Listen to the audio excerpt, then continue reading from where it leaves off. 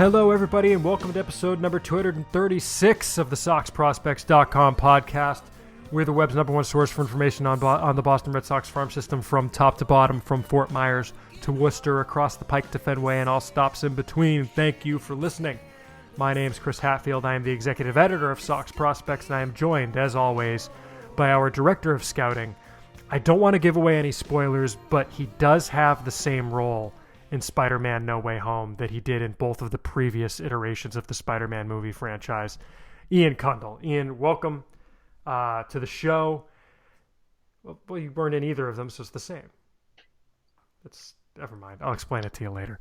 I have no idea what you're talking about, but hi, thank you for having me.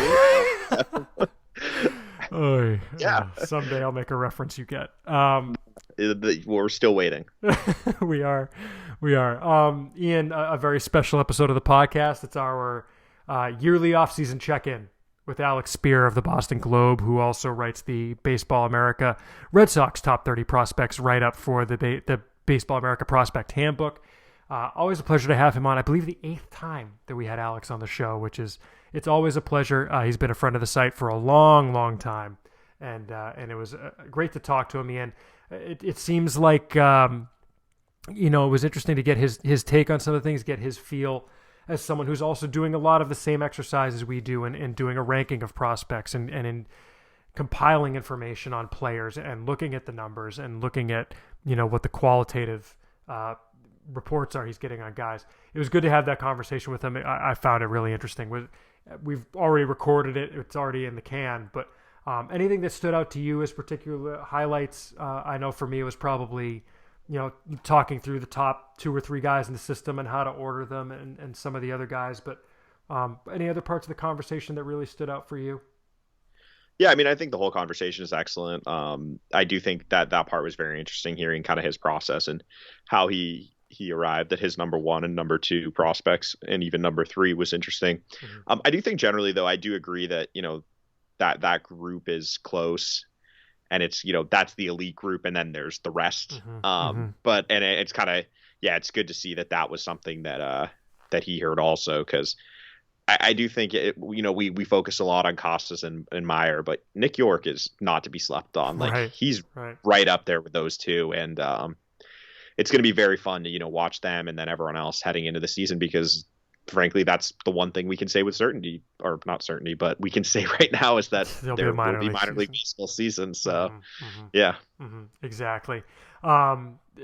Just a couple of quick housekeeping things, of course, as always. If you could rate and review on not iTunes anymore, Apple Podcasts, Stitcher, Spotify, wherever it is that you're listening to the show, we would appreciate it. And you can support the show on patreon.com/SoxProspects. And as always, we want to give a shout out to our $5 level Patreon supporters. That's Kyle C., Tyler Woodrow, Jeff Trainer, David Nardone, Tim Harding, Bill Stanton, Deb Kendall, Evan Kirkwood, Hurricanes 1, Chris Fox, James O'Hara, Nathan Kenyon, Andrew Wallen, David B., Ben Burnett, Al Mendel, Kevin Catrides, Ben NRI, Paul Denyer, Lendl Martin, Cassandra Bukta, James P. McMahon, Stephen Gregory, James Bailey, Andreas Goldstrand, Corey Perrick, Forrest Perkins, Mark Herman, Aaron Meta, Jeff Harwood, Jimmy Mountain, Brian Cowan, Dusty G., Pavel, Jordan Shabbat, Jeffrey Scruggs, Nicholas Staropoli, Bob Introne, Mike Kawano, Chris Bollier, Curtis Waltman, Michael Stewart, Keith Fox, Caleb Farron, John Kane, Andrew K., Tim Ware, Michael Murphy, and our newest $5 level patron, Kyle Sanborn. Thank you all for your support, and thank you to all of our patrons on patreon.com/SoxProspects. And of course, we're not going to hit any emails on this episode because the interview with Alex is itself over an hour. So we're going to just devote this episode to that. There's plenty of off-season to hit emails, so we'll probably hit a mailbag next episode. But if you want to send us an email with your thoughts, comments, questions, send it to podcast@SoxProspects.com. Again, podcast@SoxProspects.com. As we like to say, we want to talk about what you want to hear about, so send it in. Ian, I think we'll just jump right into it. Of course, follow us on Twitter. We're not going to do an outro, so hit us up on Twitter @SoxProspects. Ian is @Ian Cundall. That's IANCUNDALL. And follow me @SP Chris Hatfield. Keep an eye on the news page. Keep an eye on the website during the offseason. We've got weekly updates in the fall and winter leagues. Chase Shugart is kind of the latest. Shugart is joining the Mayaguez team down in Puerto Rico. pitching out of the bullpen. So that's kind of really the newest update on the fall and winter leagues that have gotten a little quiet as they start to approach the end of their regular seasons and towards the playoffs. And I guess really quick, Ian, I don't know, we'll talk more about it next time, but we had Alex Speier and David Hamilton enter the rankings on the website. If you want to see where they landed, hit up SoxProspects.com. So check that out. We'll talk about that next episode. But without any further ado, Alex Speier is on the podcast.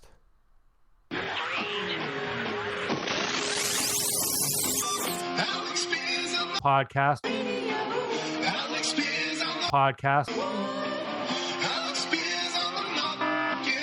The SoxProspects.com podcast.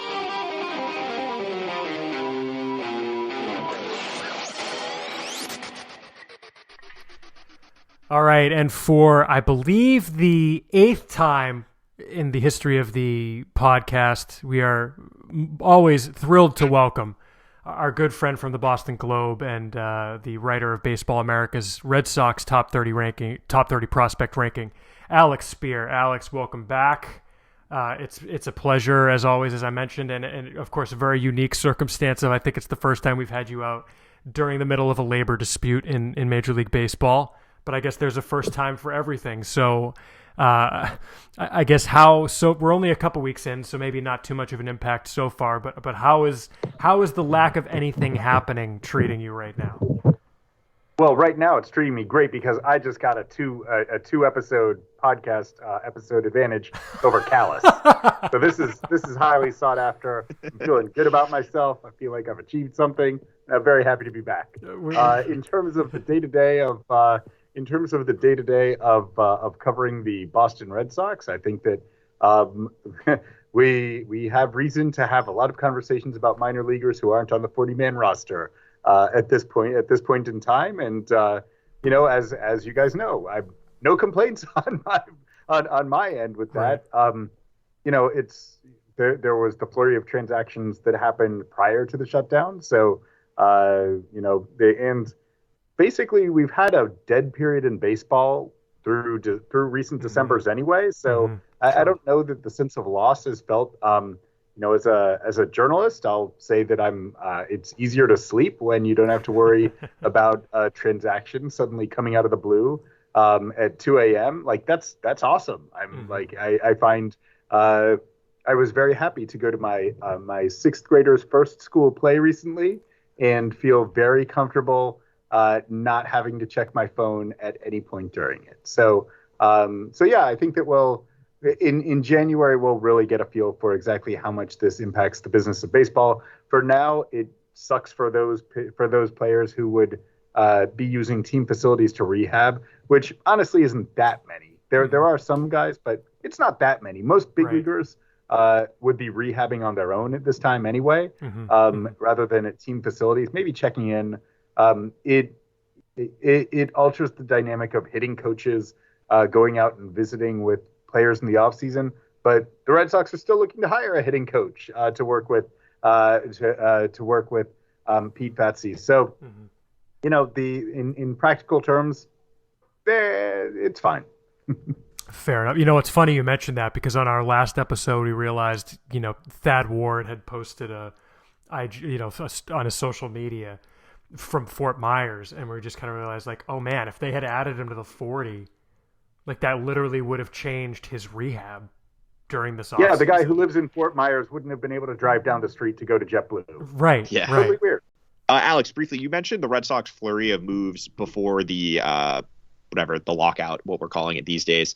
Can you briefly talk about what you think they're going to kind of what the idea of the rotation is heading into the season? Obviously, they signed 3 guys before there, where one of them is not really going to be ready until probably halfway through the year.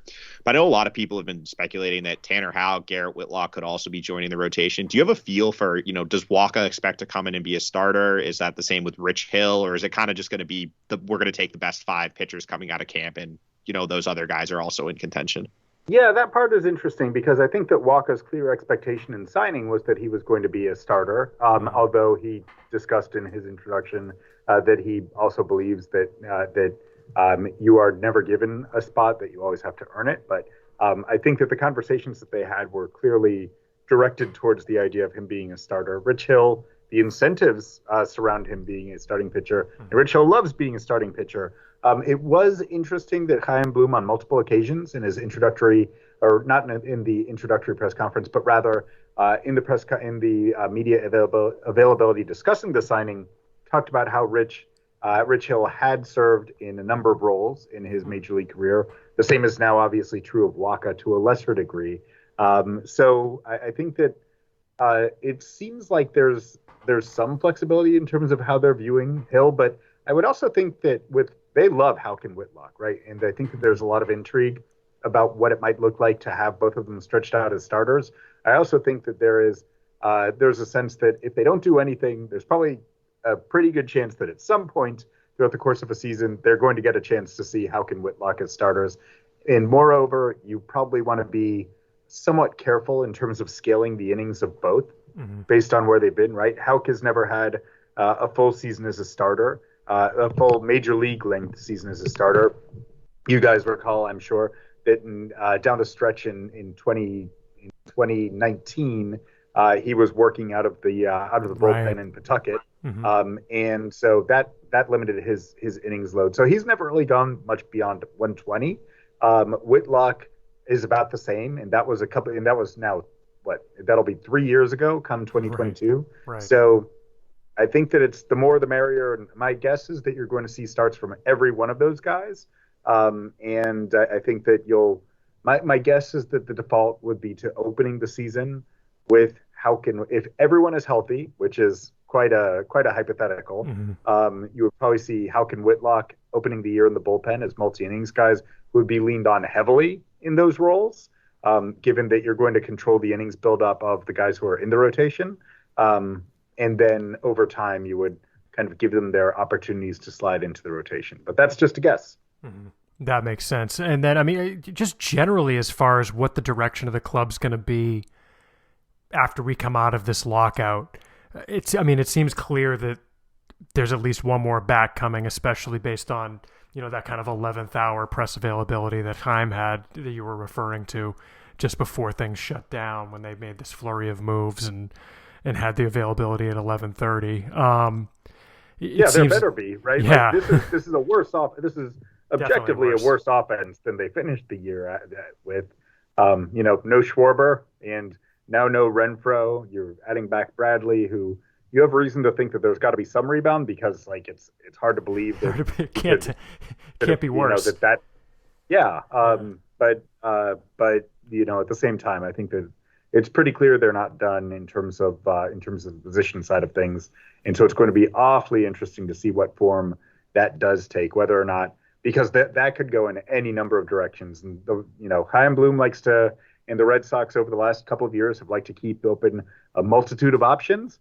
They have a multitude of options. I realize that some of the big names are off the board, but it's going to get really interesting to see, are they focused on Seiya Suzuki, or are they going to, how much are they going to re-engage with Kyle Schwarber, or how much are they going to be in, how hard are they going to be kicking the tires on the Trevor Stories of the world? And, how much capital, how much would they, I'm trying to step away from using the language of finances and economics to refer to human beings when it comes to human beings. Makes sense. So anyway, so rather than saying that, I would just say how much of their guys who they envision as being part of a significant part of their future, their long-term future, would they be willing to give up in order to acquire win now guys in trades? How much would a Matt Olson be worth to them if he's a guy who they end up exploring? There are going to be some really interesting conversations, and there's still an awful lot of intrigue. I think that a lot of people reacted to because it was the coda of that flurry of activity. A lot of people reacted to the Renfroe for Bradley plus Vanellis plus Hamilton deal as being like, oh, this is their offseason? No. Right. This is their pre-lockout offseason. Right. And that was strange to me. There was a lot of negativity, it seemed, in the fan base from that trade, and it was like, we only know, a third of the story, a quarter of the story, half the story. There's a lot to be figured out still. And if this is the final deal they make, it obviously changes how I think it should be viewed, but they're going to do something more, as you said. They're going to get a right fielder. They're going to add some relievers. Like, we can't judge it right now. We need to wait and see what after the lockout ends and there's that crazy 2-3 week stretch of transactions before you can kind of get a full idea of what the Red Sox offseason is. Right. Do you judge the end of a movie based on what happened in the 30th minute of it?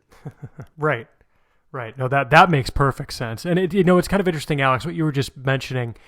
It made me think. I was watching. I forget where I saw it today, but I saw something that mentioned that Chaim Bloom was brought in part to rebuild the farm system, which I don't think is wrong. Like, I don't think that's an incorrect statement. I think it's maybe an incomplete statement because I don't think it was just about the farm system, right? It's just like Dave Dombrowski. Yeah, he was brought in to win, but I don't think it was like win at all costs and deplete the farm system. We don't care. I don't think that was the direction he was given either. And I think we kind of oversimplify it. But do you get the sense that we're approaching a point where, and they have done this to some degree, where, trading Analdo Ramirez for Kyle Schwarber, although granted on a much, much smaller scale, are we going to see at some point this depth that Bloom is starting to build in the near term maybe start to turn into chips he pushes in and cashes in to build the Major League roster in a more sustainable way?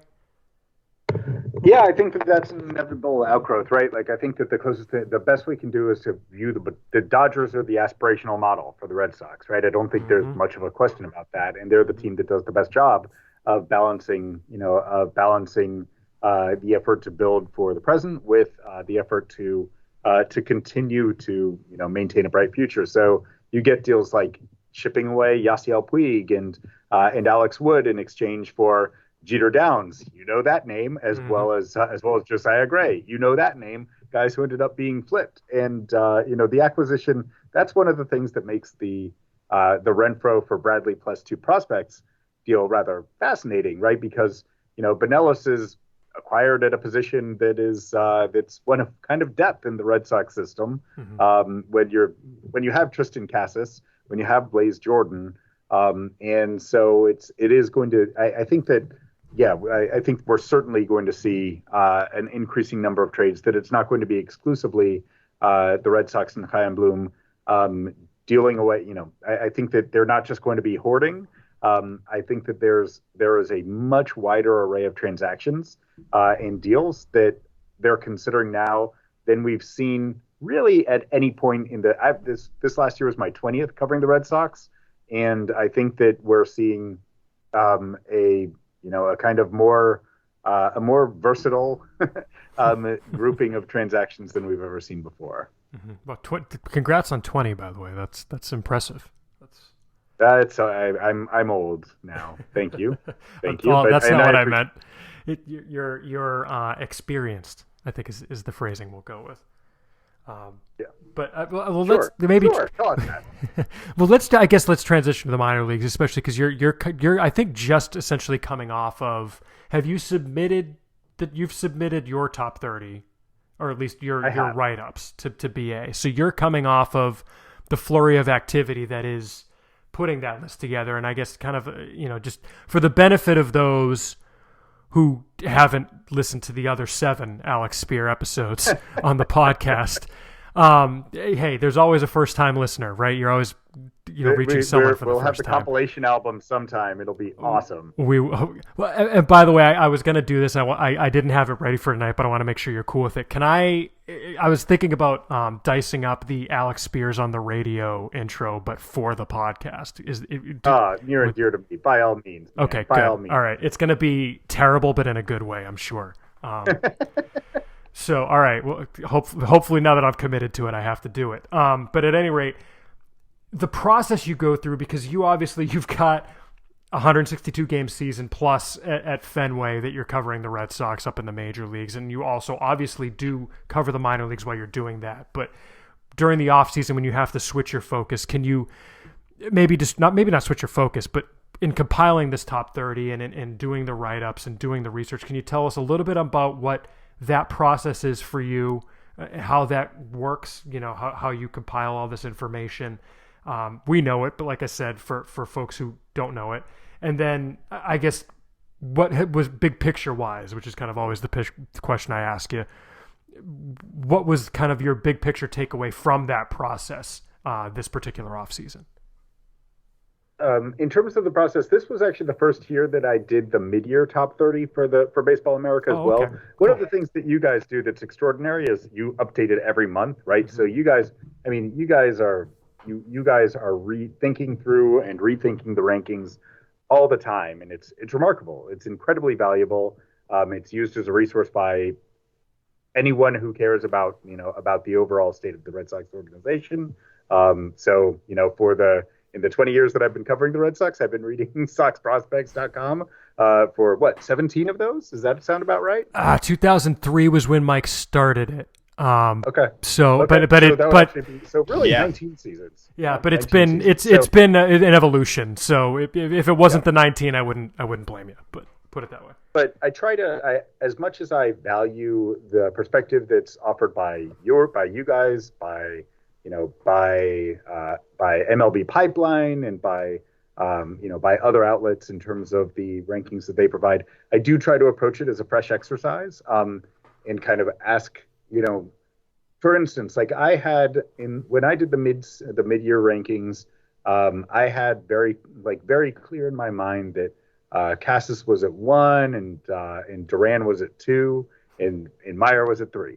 Mm-hmm. And that was clear to me in my mind. I was like, you can't bet, like you can't like take there's too much uncertainty about the jump of a high schooler going into pro ball. There's and so anyway, I consult with a number of people. Like there's a flurry of conversations inside the Red Sox organization, outside the Red Sox organization, anytime I'm doing the rankings, and I try to cluster those conversations relatively close, probably plus or minus, like within a window of about a month of having to submit my lists. Mm-hmm. But then I throw the whole thing out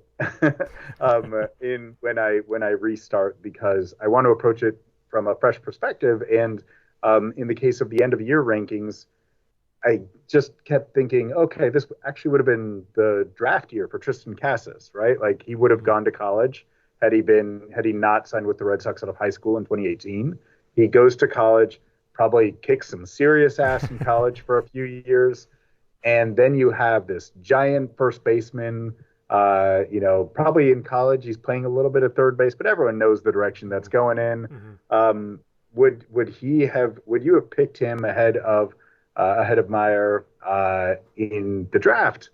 And so like I just kind of flipped over my thinking on it. And I also asked the question with York, because York's season I thought was so spectacular that both in terms of my own thinking and in terms of some of the thinking of other people outside the organization, like I think you could make a case, you could ask the question, would he have gone first in a draft that featured all three of those guys? And so again, I just conducted a number of conversations over the course of roughly a month, trying to really hone in on how I saw things. And I initially approach roughly the top 12 to 15, and then I revisit the rest of the list, because in the context of the season, it's just too difficult for me to like burrow down and get too far into the scouting details on really like what ends up being a conversation among like 50 to 60 guys. Yeah, that makes sense. I mean, it's tough to do that when we focus on it. So I can only imagine with, like you say, that flurry of activity, getting that focus must be monumental project. And congrats again on doing it. It's awesome that you do. I'm glad that it's in your capable hands. Put it that way. That may be an exaggeration of a capability, but I really appreciate that. Oh, but you did ask a second component to the question, which was what stood out about the state of the system. Sure. I think by virtue of what we just talked about, those three guys, like that's different. Mm-hmm. That's what's different. Mm-hmm. The fact that you have a dominant minor league performer already in York, right? Like that season is potentially epic. It's made a little bit weird because a lot of it was in low A, in a year where low A was unlike low A has ever been. It was so bad. And it was terrible. Like most, it was so bad. Like every minor league level was worse this year than it ever. Yep. Right? And I think that's an underrated thing that people haven't really thought about, or it hasn't been discussed that as much as it should have been. Like the pitching, just everything, the defense, just everything about the minor leagues this year was down because of And obviously, yeah, no. yeah, I mean, there was the COVID and there was the elimination of short season ball, and which meant that like you had more disparate clusters of talent at every level than you would. Like teams were all over the map in terms of how they approached that, whether they were, pushing younger guys or just, yeah, it was a super weird. Yeah, like I think that we're dealing. I have no idea when we'll have like stability of knowing exactly what performance at individual levels means. That was a weird one. But again, getting back to the question of what stands out about the Red Sox system, number one, the fact that you have some super high end talent with a guy who was a dominant performer in York, a guy who is young enough to be a very, very impressive performer now in the upper levels in Casas, and the fact that you have a super high ceiling shortstop, like that is way different than what you're looking at for a lot of the Red Sox in years past. And then the other thing that stands out is that at the back end of the top 30, like it was possible to squeeze off almost everyone who's a pure reliever, who's a pure middle reliever profile. Like they're, the depth of impact, the depth of potential impact in the system, the number of guys who you would say, well, if you kind of squint and look the right way, like he has a chance to be an everyday contributor, or he has the chance to be like a multi-innings pitcher at least, if not like a number 5, number 6 starter. There are a lot more of those than there have been in several iterations. And again, more of those guys are through the upper levels. Like the system was so bottom heavy in the last couple of real minor league seasons. Like it was, it was throwing darts at every spot on the list, right? Like you guys went through this. Like the number of the guys in the conversation for number one mostly hadn't progressed to AA, and and that's for multiple years. So it's a different system from that vantage point. Yeah, because it seems like the kind of player number 30, well, I guess it's fair to say, I look at our rankings and 31 is Edward Pizzardo, which basically goes directly to your point, more or less. Whereas on May 3rd, 2021, he was 19 on our list. Like, yeah, I mean, there it is. Like virtually everyone in the system should have moved down a little to a lot. Like that's what increased depth looks like, and what increased attention to it looks like. And so that is the balancing act that Bloom was brought in to strike, where that's what it means to think about continuing to build for the future and using money that the team has to take on a contract that another team really doesn't want, give away an okay player, a valuable player, not an irreplaceable player in Hunter Renfroe, and take on $17.5 million in financial obligations to Jackie Bradley Jr. coming off of one of the worst seasons in the last 40 years offensively, and you get 2 more prospects who then slot somewhere into kind of the middle of the top 30 somewhere. That's really different. Looking at the top of the list, Alex, I heard you on BA's podcast, so I kind of know where this is going, but you had said there that there was a point at which you had Casas for this iteration too. I know you said mid-season, but for this iteration, it seemed like you were leaning Casas at one point and then were swayed to put Marcelo Meyer up at number 1. It's not a consensus situation internally for us either with Meyer versus Casas. I think 3 of us have Casas 1, and that's why he's 1, but I completely get the argument for, I'm not going to argue with anyone who would put Meyer number 1 either. How did that conversation, work out, that process work out for you between the 2 of them? And, you mentioned York, I guess to some degree he maybe factors in there, like you said. But how did your thinking evolve on that? Like you mentioned, comparison of, Casas would be draft eligible this year as a college guy and the draft process, but what other kind of factors played into how you ordered those 2 or maybe 3 guys? Yeah, well, so in the case of York, I would have pulled the trigger if it had been a normal minor league season on having him number 1. If he had put up that 3, if like I just went through the simple exercise of of looking at guys in the minors who, as teenagers in full season ball, put up lines of at least a 300 average, 400 OBP, 500 slug. Yeah, you wrote that And up, in the right? last, Didn't you write that yeah, up for the yeah, Globe? Yeah. Yeah, I check that did. out. And it's an amazing list, right? It's like, Mhm. you get like Vlad, you get Mike Trout, you get Bo Bichette, you get Oscar Taveras, who was going to be a Mhm. really good player before his tragic death.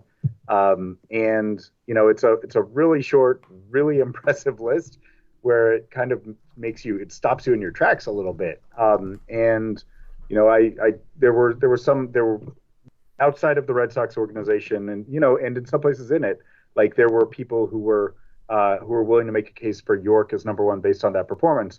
The reason why I didn't pull the trigger on him was simply for that argument that, um, okay, that's the category of guys who did that in full season ball, Mhm. but full season low A this year wasn't the same as full season low A in any prior year of the minor leagues. So we don't know exactly what to do with that. And given positional questions, had him behind the guys who are one in the upper levels in Casas and two at a premium position with really good all around well balanced prospect status in Meyer. So when it came to Casas versus Meyer, it's really I think very highly of both of them. I think that Casas has a lot of years as a middle of the order bat, and it's going to be awfully interesting to see exactly what form that takes. Haven't seen him dominate yet, though. We've seen him be good, steadily good. For a first baseman to assert himself ahead of the arguably the best position player in the draft, right? Like, and you can Right. make the case that that was Meyer this year. Mhm. You would have to see some just outrageous performance at this point, and not just be projecting that could be a possibility. Um, and and so that was the separator for me. Like, Meyer has such a good floor with his defense is major league quality. Like, he is going to be a really good defensive player, probably at shortstop for a number of years, and then eventually maybe at third base. But everyone loves what he does defensively. Offensively, like, there's probably going to be some kind of transition, but there's fluidity to his swing. There's timing to it. There's really good feel for the game. So you're assuming that he's going to grow into this, you know, X type of player at the plate, but there's no reason to think that he's not a slam dunk everyday shortstop, right? Mhm. Which is that's a really valuable player. Right. And Casas, like, if you know, he would have to be a slam dunk all star, like a slam dunk perennial all star, probably to surpass that type of player in value. Because an above average everyday first baseman, uh, the that's there are a lot of if you look the difference in terms of OPS across the Major League Baseball across Major League Baseball at first base versus shortstop is massive, and the standard for what it takes to be a really valuable first baseman is so much higher than it would be for someone to be a really good Major League shortstop that the position question was the one that ultimately swayed me. The two-way impact at a premium position was what I heard enough feedback that yeah, like, if given the choice between the two, that a lot of people would end up taking Meyer. Mhm. Ian, you'd said you had a question on Casas. Maybe a good time to jump in with that. With Costas, one thing why you were discussing your process there, did the proximity discussion not come in or factor at all? Because I think that I agree with a lot of what you said, and I think that the positional value that Meyer can add obviously gives him a huge edge over Costas, but isn't it inherent just something with Costas could be up at the big league level next year maybe, and we're looking at, I mean, you look at the Red Sox offseason and they haven't been linked with really with a first baseman. It seems like they might be kind of just leaving that door open for Casas, and if he's up next year, wouldn't that kind of give him a little bit of an edge over someone who's probably 2 or 3 years away at a minimum? Upper levels, I think, certainly gives some inherent advantage, both because of proximity to the big leagues and because it narrows the variability, right? It limits the variability in terms of what you're projecting a guy to do. Although at the same time, we've seen there have been a lot of misses on projections based on upper levels performance too, and particularly given how steep the ascent was this year between AAA and the big leagues. But so that definitely entered into the equation, and I do typically give a lot of credit, give a lot of credence to the guys who have done it, the guys who are in the upper levels, and I did it, and again, I did that, and that's exactly how I approached it at mid-year. But I do think that with Meyer, the floor is the defensive floor is so high that it to a certain degree overwhelms that. And with Casas, again, if it's upper levels where he's dominating and you're not and it's just a matter of seasoning rather than waiting to see development in the upper minors, I think that's a different egg. Meyer, I view Meyer as having a really, really good and a surprisingly sturdy floor for someone who just made his pro debut. That sounds about right. And it seems like the reports on him were really good too. It's not like it was just all, it's always strange to me when the guy gets picked fourth and then just seems consensus that everyone thinks he was the best player in the draft, which it seemed like the switch flipped immediately and he was immediately put ahead of everyone. Maybe one or two outlets had Davis ahead of him, but that's the MLB draft for you, I guess. I guess one thing on York, I was wondering, Alex, what you were hearing in terms of York. Obviously, he had that great offensive season, but one question with him always was on the defensive side of the ball, sticking at second. Were you hearing, that it looks like he may be able to cut it there at second base, at least, for now, or what was kind of what you heard on that side of things? Yeah, I think that there is general optimism about his ability, within among those who worked with him. There's general optimism about his ability to stay there. That he was able to clean up actions over the course of the season. He did get better. He did get better over the course of the season and became rather consistent defensively there over a months long stretch. It's not there's not going to be plus range, but there's maybe he's Jeff Kent, maybe there's an adequate defensive profile there. He's not going to be moving over to shortstop anytime soon, but right. I don't think that there is not at this point any conversation about moving him off the position. There are skeptics. There are some people who think that he's just not rangy enough. He's not the quickness is lacking, but there is also a part of him that seems to really enjoy the challenge of skepticism, right? So this is someone who's going to work awfully hard to maximize his abilities in whatever role he's in any part of his game, and he's not going to take the defensive side of his game for granted. So it'll be really interesting to see if he had an interesting first year in terms of improving his athleticism, based on off-season work entering 2021. It's going to be interesting to see. This is still a young kid, right? This is someone who's going to be entering his age 20 season.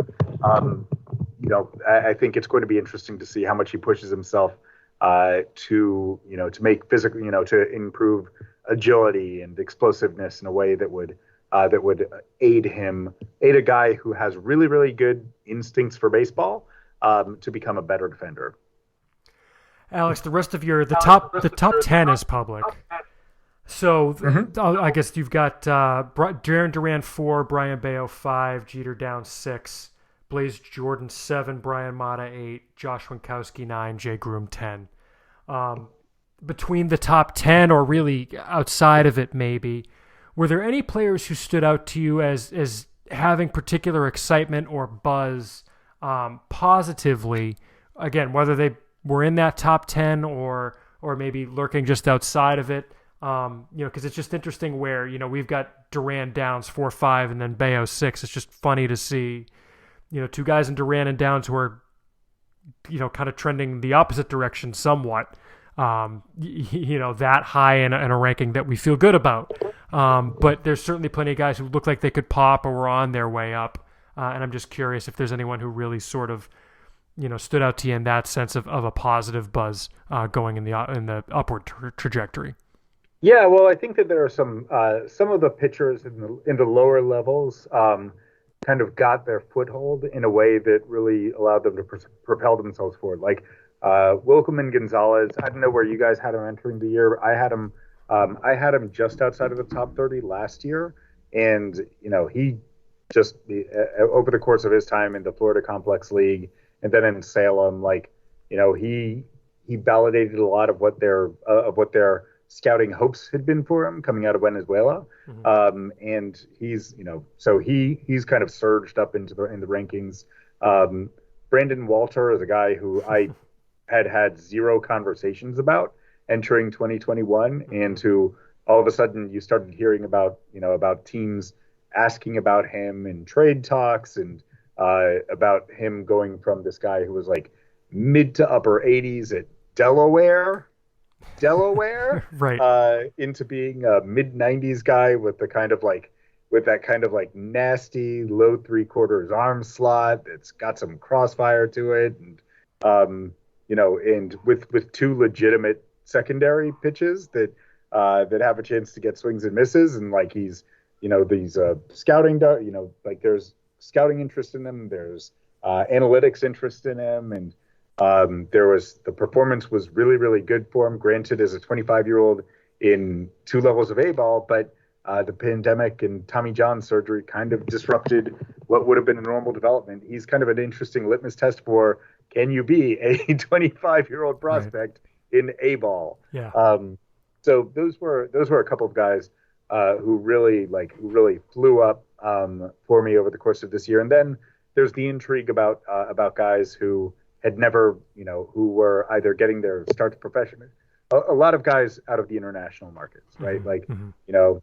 Miguel Blaze is going to be a fascinating guy to follow for years to come, and he's got a really big ceiling, and he's super far away, so that it becomes a little bit confusing about what to do with him, but performed well enough in his first exposure to professional baseball in the DSL that there's reason for a lot of excitement. And then you have people who have been totally, largely off the radar, like Edinson Paulino, who was hitting 400 early in the season in the Florida Complex League. And I was trying to figure out if he was the second coming of Jeremiah Pineda, who was nice. The BABIP god several years ago. I believe that he was traded, I could be wrong, to the Twins. Valencia. Ooh, yeah, Twins might have been. Valencia. Yeah, that sounds right. Good pull. I'll double check it, but that sounds right. He hit 400 based on a bunch of grounders to short that he beat out, right? But Paulino is someone who is actually doing it by hitting hard line drives to places. And, after all of this time off from the minors, it was just kind of refreshing to be able to think through some names and to figure out who was going where. I do think that Winkowski is a guy who, as the season went along, he ended up in my top 10, but he was a guy who I think really surged over the course of the season by virtue of increasing faith that he has a chance to be a starter at some, even if it's back of the rotation, there's enough there to be a starter. Mm-hmm. Just to fill in some of the stuff you mentioned, Alex, 48 was where we had Gonzalez on our season opening rankings.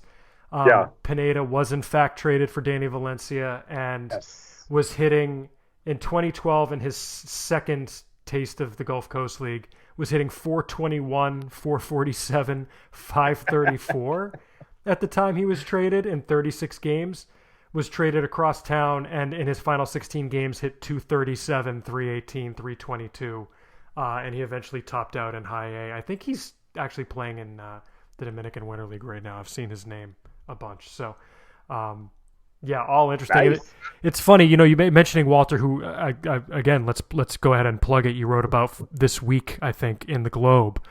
Great article. Check that out. I have to cop to the fact that I went to an early Salem game this year down in Fredericksburg. He came out of the bullpen, and I kind of stopped paying close attention, to be frank. And he threw one inning, and it was clean-ish, but didn't come away necessarily raving. And then you get a month into the season and you look at the line, it's like, oh wait, crap.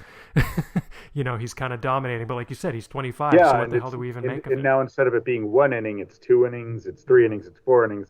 I mean, they didn't know. They didn't know coming out of spring training. They clearly didn't. Because that's the other thing too. It's like, well, they're pitching him out of the bullpen.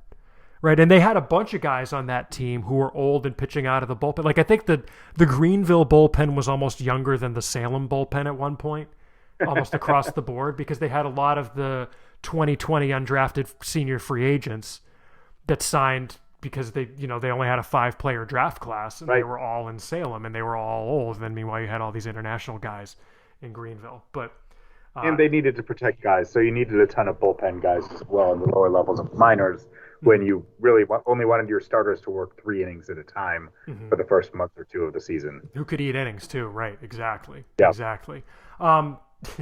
Because I keep getting the question, and because it was I loved on the podcast when I'm still blanking on who from BA did the pod with you, but Kyle Glazer. Kyle, yes, okay, right. Kyle Glazer mentioned his asking for the 6th year in a row, what's up with Jay Groom question.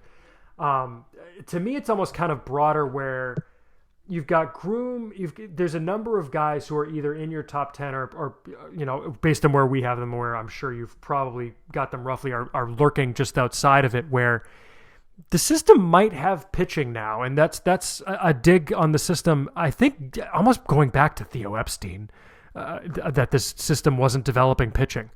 The last starters they developed were, Clay Buchholz and to the extent you count Felix Dubront, and to the extent that you count, Eduardo Rodriguez, who they got when he was already in AA, but Tazawa too. But yeah, I mean, it's, we're kind of cherry picking a little. Right. But as far as like starting pitchers too, did you get the sense that people do think that this is now a crop of guys? I mean, I guess you've got Tanner Houck who's up now, who maybe is partially the answer to this, but that there is actually a pitching pipeline now, and how much of that is just better talent coming in? How much of that is the, Brian Bannister Memorial pitching development system? And he's still alive. He's still alive. That's true. San Francisco. I guess that's true. Left and right. He just can't afford housing because it's San Francisco. No, I'm sure he can afford housing. That was a terrible joke. But, what was the sense you got on how the internal and external feeling is on whether this is actually a crop that they can really start to develop that side of things? Because they've done so well on the position player side of things for so long. It was just weird that this was lacking, and it looks like it's finally starting to come around. And then when you look at the lower minors, like you mentioned too, they've got the guys coming up, but it's actually starting to percolate, it seems. Is that the sense you get?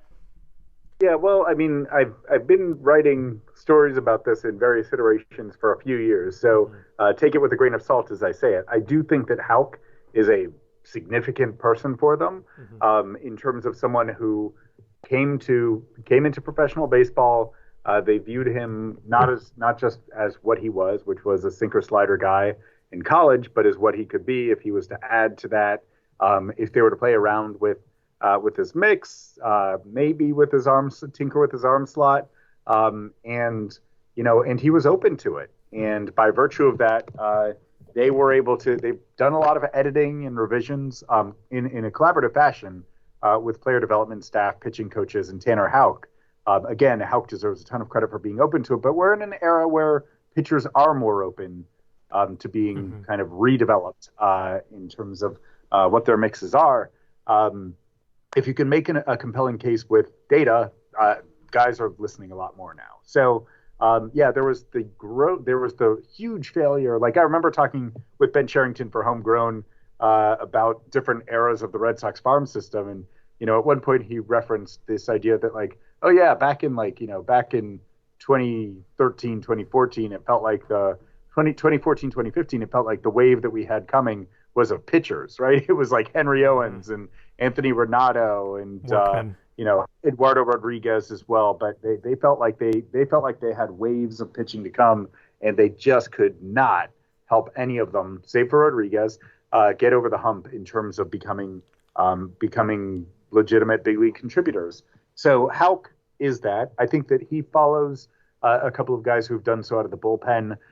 in recent years, where you've seen, for instance, Marcus Walden. I know that that's a name that isn't quite sexy, but he's someone who really changed his development path and became a pretty valuable contributor to the Red Sox in 2019 as a result of his work with the player development system. Darwinson Hernandez has come up through the system and been interesting. Even Ryan Brazier has kind of overhauled some stuff after getting to the Red Sox, and you've seen them help people like Nate Eovaldi at the big league level. So you are seeing an organization that's doing a better job of helping pitchers to develop in ways that contribute to them becoming better big leaguers. That's promising. I hesitate to say that it's evidence that they now have a pipeline that's going to function this way repeatedly over the course of time. Like, I'm not going to sit here and tell you that like Mata and Bayo and Wilcom and Gonzalez are like now locks to be able to become what their projected ceilings are based on the success of Tanner Houck. But I think it's significant what we've seen with Houck, and you've also seen Garrett Whitlock working with their staff to kind of reshape some of his pitches as a young pitcher who's graduating to success. And part of creating the culture and infrastructure of success is creating a belief system that it's possible by showing examples of guys who have done it. And so now you have a couple guys in their mid-20s who have done really well for themselves on the big league stage, coming up and getting their toehold with the Red Sox. And so that can't hurt. We'll see, give it another year or two to figure out whether or not this is now going to be a more consistent pattern where the Red Sox will now no longer feel like, why is Tampa Bay able to do this and we can't? A fair point. A couple guys who we've really had a lot of internal discussion about on where the heck to put them, and I'm curious on what your kind of feel was on them through this process. One that really stands out, who it seems like monthly now, if not every week when I record the podcast with Ian, this comes up, is Gilberto Jimenez, a guy who just did not have the season that any of us thought was coming. For all the talk about how they were working with him on his swing, seeing him in Salem, it was still more slap and run. Seemed like he might have regressed on defense even. What was kind of your feel on him, especially in light of that team that Salem had of position players, and that like we project Greenville's lineup next year is going to be incredible. This group of guys he's with, it's, York, you've got Benelis there now. It's a lot of interesting guys. You added Tyler McDonough and I just said Don Rafaela to the mix. There's a lot of really interesting guys who are going to be with him that it almost seems like he's in danger of falling back into that pack, or if not has already. What was the sense you were getting on him, on what's out there, and how did that affect where you slotted him in when we see it when the book comes out? Yeah, well, it's funny because he's a guy who in his age 20 season hit better than 300, and posted a mid 700s OPS. So ordinarily you'd think, oh, that's pretty good. But in his case, I think that there was hope that like that lull season that he had when he led the New York Penn League in batting was going to translate to the development of other skills beyond the swing at everything, make enough contact to put a ball in play and then run it out in homage to Jeremiah Pineda. There wasn't much offensive development beyond that. You're right that defensively there wasn't much development beyond what it seemed. Like, this is someone who came into professional baseball with maybe less experience than a lot of guys in his international class. And so the pandemic really hurt him, I think. He's someone who's it was complicating for his development to lose that much development time and that much time not really getting like game speed reps. So I think that there are a lot more questions about him. There's a lot less security, there's a lot less certainty about his ability to continue on an upward development trend as a result of the lack of progress in his approach. Like, if you're swinging at everything, it's going to be hard for you, even when you have really good speed and have a chance to be an above average to plus defender. It's going to be really hard for you to forge a role if you're just hitting a bunch of ground balls. Mm-hmm. Mm-hmm. Yeah, and as you move up the ladder, it's just not going to work as well. It's just weird to talk that way about a guy who hit 300 in low A at age 20, like, but it's just not all about hitting 300 is the thing. The K rate, and it's not like he had a huge K rate either, but. Yeah, but it's, but if it's just a lot of weak contact like that, you expect the batting average on balls in play to just plummet as you're getting up to better defenses. And to Ian's point earlier, defense was terrible in the low minors this year. So, so it's like ground balls almost don't count as positive. Like, you may get a hit on it, but it's not a good outcome. Mm-hmm, mm-hmm. But yeah, Jimenez was an interesting one. I remember he's someone, I think we mentioned in one of the previous episodes that it was arguably one of like the worst 300 seasons I think I've ever encountered from a prospect in terms of feedback. Like, as you said, the way the low minors played this year, if you were a 70 runner who could put the ball in play, you probably should have been hitting close to 300 because anything on the ground that wasn't directly at a fielder was more than likely a hit, especially with the way official scores go. And as you said, as he moves up the ladder, the way his current offensive game is structured is very unlikely to play. And that's, I think, why he's someone who kind of, it seems like for you also is trending down. And for us, has been trending down too. Yeah. So it'll be interesting to see his development moving forward, because I think that it's now been made clear to him that there's, that they really need to see him hitting the ball with more authority in order for him to have, to have a better chance of success and of advancement. And there were flashes where they got him standing more upright in the box late in the season, and where he was able to drive some extra base hits and offer, little glimpses of his ability to apply strength, because he has a lot of it. Like, as you guys know, like, this is a guy who, this is a fantastic, strong athlete who looks, he looks like an NFL prototype, at a speed position, and there is significant strength that creates a lot of potential, but it just hasn't emerged in games. But by virtue of the fact that the relative inexperience that he has, he profiles as the type of guy who maybe there's a chance to be a late bloomer, but we'll see. Well, and I think that's hard. Is you think about baseball, and one of the benchmarks is, if you hit 300, usually that's a good thing. And that's obviously going to be a very difficult conversation to, tell a guy that, hey, we know you're hitting, your stats look good on paper, but this isn't going to work, long term. That's not the easiest thing to convince someone of that. And so, yeah, as you said, the adjustment to that reality can utterly wipe out a guy's prospect status.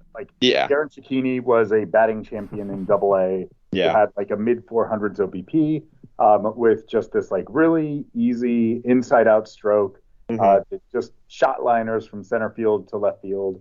And, but then he recognized that he started having to hit for power. He started seeking power, and everything unraveled. Yeah, and that's where you can go too far in the other direction.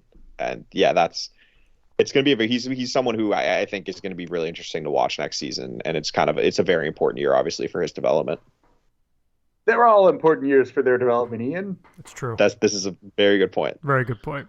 It feels like we say that, and then the next year it's like, oh, this one is too.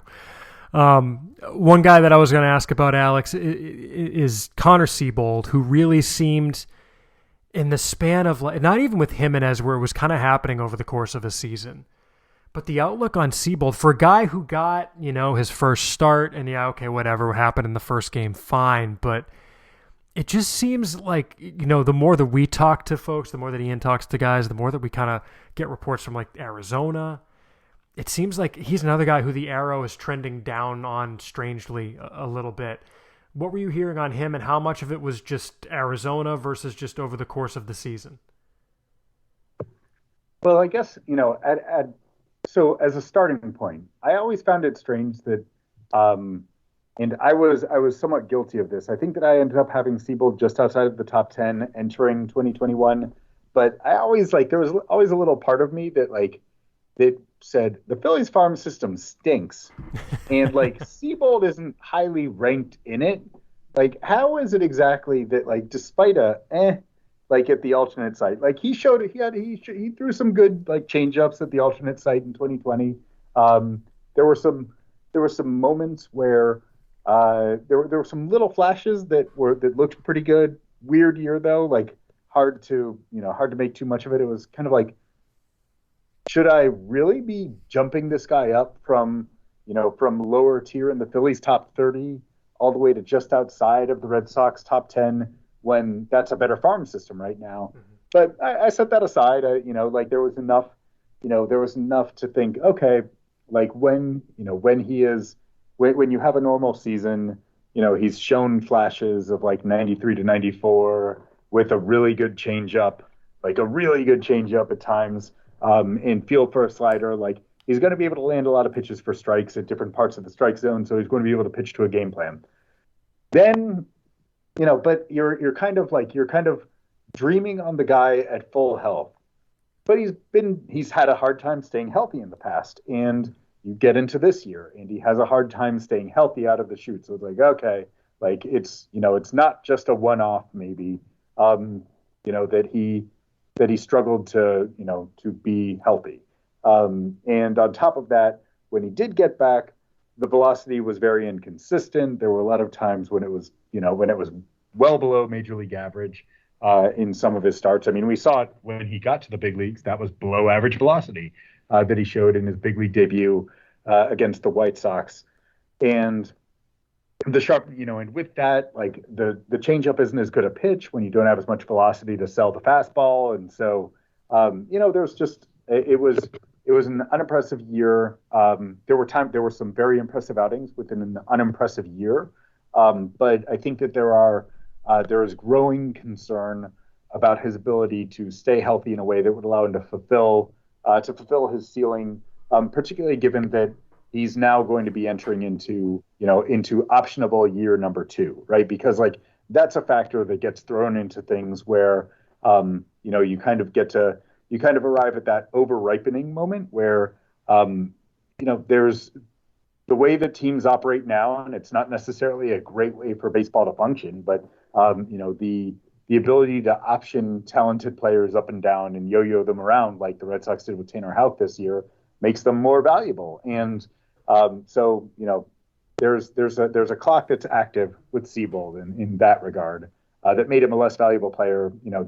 That did have him going the wrong way. Again, there were some really interesting flashes that occurred. Like there was a start in Scranton in August where he got like 25 swings and misses, and it was on an array of 4 different pitches against a Scranton lineup that was actually at the time better than the Baltimore Orioles lineup.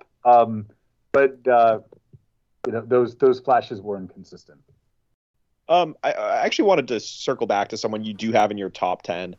And at number 4, you have Jarren Duran. And I think that's actually where we have him also. It is. But I was just wondering what your thoughts were and kind of what you heard on Duran at the plate. Because obviously, he had that power surge in AAA in Worcester, which the ballpark definitely had to play a factor in it, but he did also make some noticeable changes. Then he got up to the big leagues, really struggled, and seemed to just be tinkering with new stances all the time and changing his hand position, changing a bunch of stuff. And what have you heard about him? Do they have, or I guess they can't really talk about the offseason plan with him, but what did you hear and what was the feedback you got with Duran heading into next season, especially as the Red Sox do need an outfielder right now?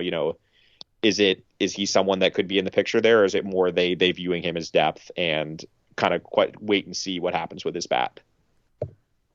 To me, he is kind of in the spot that Jackie Bradley Jr. was after the 2014 season, where like the best thing that can happen for him is to better define who he is, who he's going to be as a hitter, and then go back down and dominate for an extended run in the minors. I think it would be. I think that I don't know how you can commit to him on an everyday basis at the big league level to open the season, given exactly what you're talking about, where it was like a constantly shape-shifting approach at the plate after he was punching out left and right as big league pitchers were just exploiting that kind of sizable leg kick, that low starting hand position in order to beat him with fastballs up in the zone. In the extremity of those adjustments, was, that's kind of concerning when you have someone who's lost his identity, his offensive identity to that degree. Now, within that, we also know that he's someone who's able to take experience and like really kind of like mull over what that experience has told him and make some interesting physical adjustments that allow him to come out as a better performer. Like, to me, Jarren Duran in 2019 started out as like one of the, he had as one of the best first halves in minor league baseball in 2019 when he was at high A Salem. He was flirting with 400 for a goodly part of the year, like a lot of extra base hits in Salem. Then goes up to Double A, and he basically starts rolling over left and right? Like he's getting beaten by fastballs on the hands left and right. And so he goes back. He takes stock of that. He works with Doug Latta in the offseason. He thinks through, like, okay, I have to create a cleaner path to the baseball. I have to open up the inner part of the plate. I have to figure out a way to get my hands to the ball in that spot, and not just get my hands to the ball and hit grounders, like what we've been complaining about with the Gilberto Jimenez's of the world, but how to drive the ball. And so, both in terms of the work that he's doing in the weight room, strength and conditioning stuff, and in his case, the weight room is hanging out with his dad, who's a mountain of a human being. Yes, he's huge. And in terms of offensive and in terms of swing, he made some serious adjustments, but they were playable adjustments, right? Like, they played at a higher level than what he had left behind. He was the most dominant player at the alt site in 2020. He was the best player on the field anytime he took the field in AAA in the first half of the year before he was called up. And so it's in one sense, it's kind of unnerving that that he was making all those adjustments in the second down the stretch in his first big league exposure. On the other hand, he's making them because he's already shown an ability and the athleticism and the kind of feel for what he does, that he's able to contemplate those. So in some cases, you might look at those adjustments and be like, and run away screaming.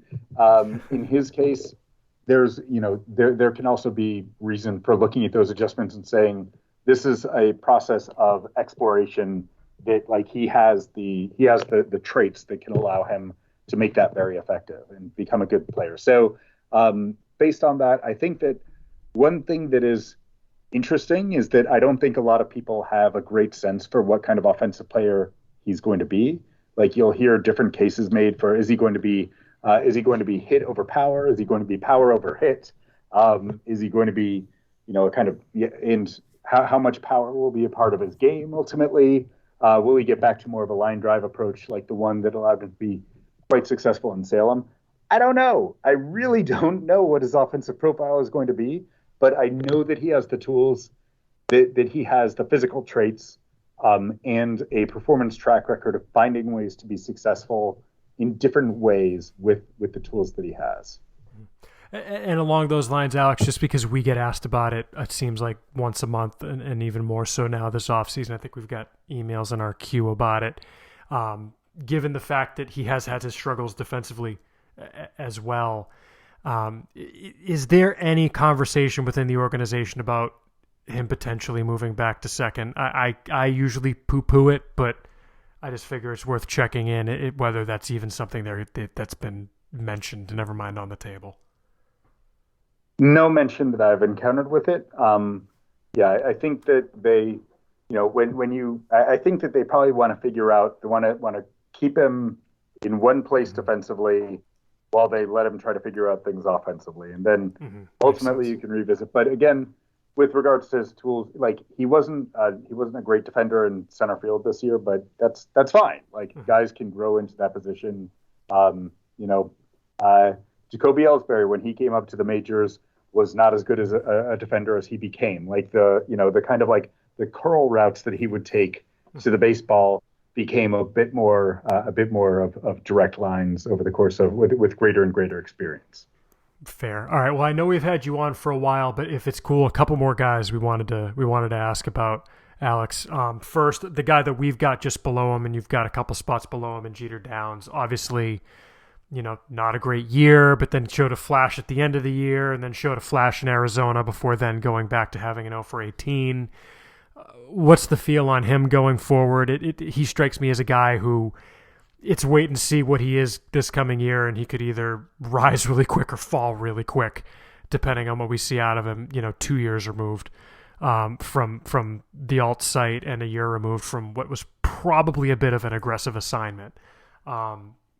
What was your feel on Downs in the process and what to do with him? Downs was the kind of interesting thing for me was that I thought a lot about Downs while I was watching, because in the last month of the season I was around Jose Iglesias a lot, and Iglesias was a guy who was probably pushed more aggressively after signing with the Red Sox in 2009 than he should have been.